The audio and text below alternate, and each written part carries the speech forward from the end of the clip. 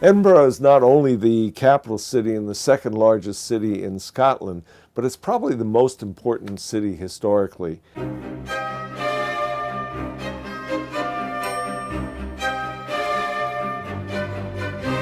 Edinburgh's castle dominates the whole landscape of the city, and it's Scotland's most important historical landmark. It's the best known landmark in Scotland, and it is the symbol of Scotland.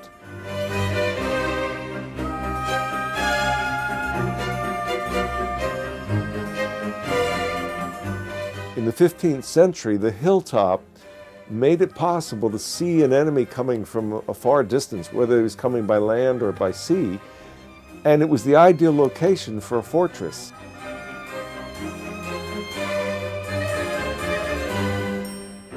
Because the harbor was the center for shipping of this whole region, boats came in from all over the world, old sailing ships, and it was very important for the captains of those old ships to be able to adjust their marine chronometers to have the right time.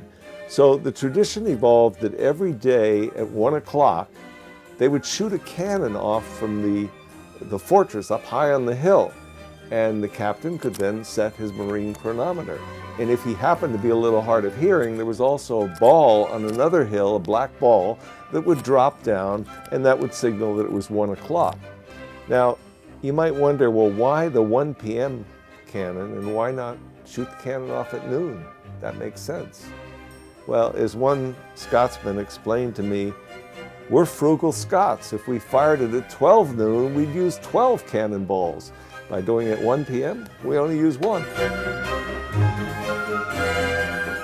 The crown room is in the highest area of the castle, and it contains the crown and the scepter used by the Scottish kings, as well as the room where Mary, the fiercely Catholic Queen of Scots, gave birth to her son, James VI of Scotland. And we know him best today because he's the guy that decided that instead of people fighting over which translation of the Bible to use, he would say, this is the translation and you use it. And we still use it today, and we call it the King James Bible.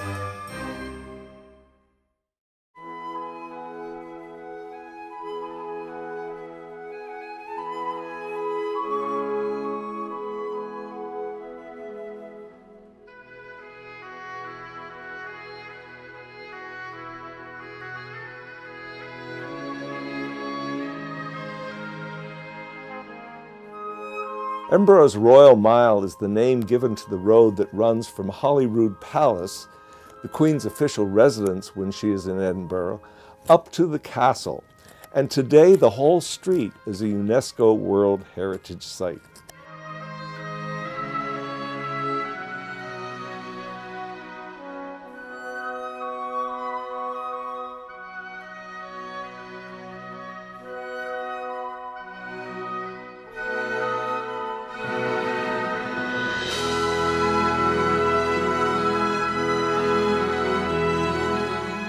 Largely because of the influence of Edinburgh University, the city became known as the Athens of the North and produced the likes of Robert Burns, whom many of us know best for writing the words to Auld Lang Syne, Adam Smith and David Hume, and more recently, J.K. Rowling, who created Harry Potter.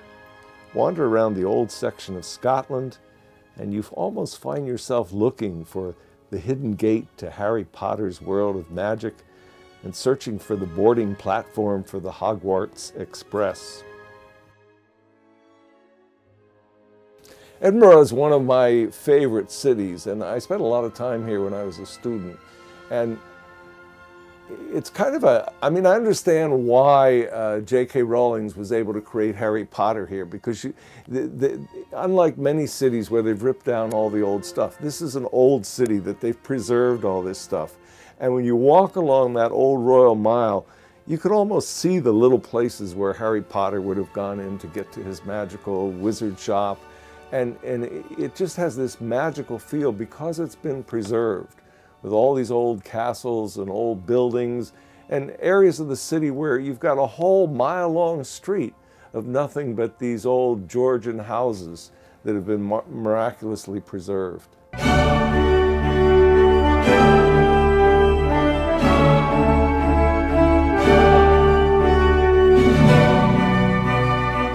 So it's really, it's a charming city, and it's a city that's full of history, and they've managed to preserve all that, which is part of the magic.